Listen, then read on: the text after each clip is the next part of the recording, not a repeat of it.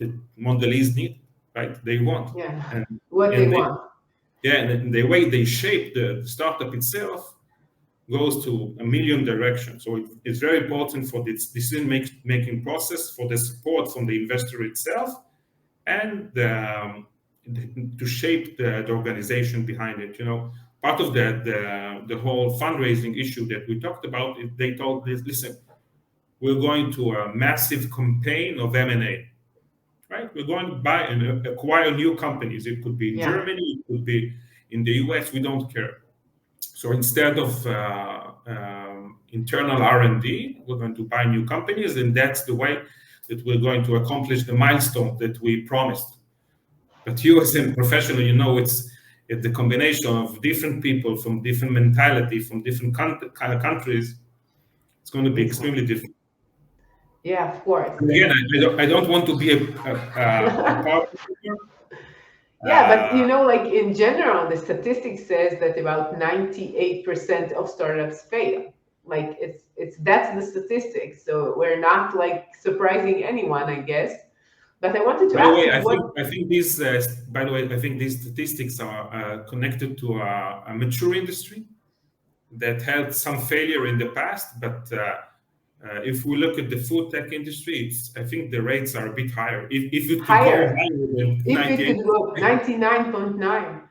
So the whole food tech industry started with a couple of small entrepreneurs. It could be in Brooklyn, in San Francisco, whatever, that manufacture something from themselves. It started from beer or chocolate or something like that, small shops.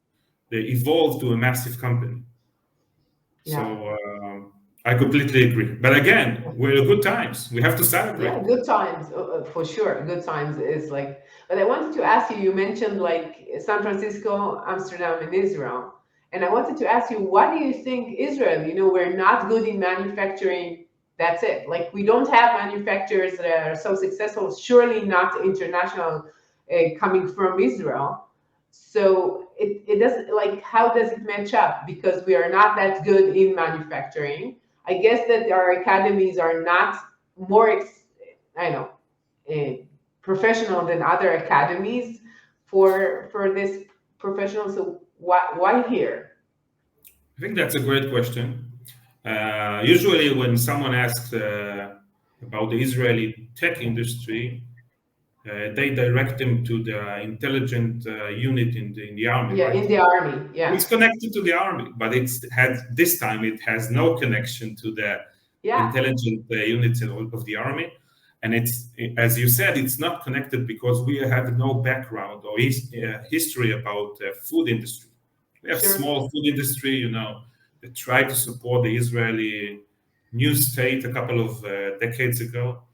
I think we talked about it in the past in one of the podcasts that we have. I think it's something like 6 months ago with the guys from the US. I don't remember the name. We talked about the Israeli chutzpah, right? Yeah, chutzpah. The nature of the Israeli entrepreneur. But again, the Israeli academy with the Hebrew University, and you have the Department of Agriculture in Rehovot. The combination of the Israeli nature, the chutzpah that we talked about, and these specific academies, I think that's the root. That's where it started. That's where it all started. But again, it's not enough because, as you said, you have amazing academies and industry in the US, in Chicago, or in the Netherlands, and whatever. But what makes us different? I think it's the drive, the ambitions behind it to push the limits. As a vegan, I think Israeli has one of the highest vegan rates. Yeah, the highest compared to the in percentage. It's not like total, of course. Yeah. I think one of the main point is that people started to look for new products that they consume for themselves. Yeah. And if the percentage here in Israel, in the combination between the character and the universities and the academy and that people are trying to look for new products for themselves. I think that's the part. But again, you can say it connected to the cherry tomato, right? I think that they were invented here, and the netafim. Although we don't have any history of agriculture here in Israel, netafim and the kibbutzim behind there. It's really hard to pinpoint the exact moment or the exact reason why it happened here in Israel. But by the way, I think if we talked about the kitchen FoodTech hub, it was the first one here in Israel. The support of the Israeli economy, of the Israeli government, is highly important. The Israeli Innovation Authority played a massive contribution in this environment. They took the whole risk at the beginning.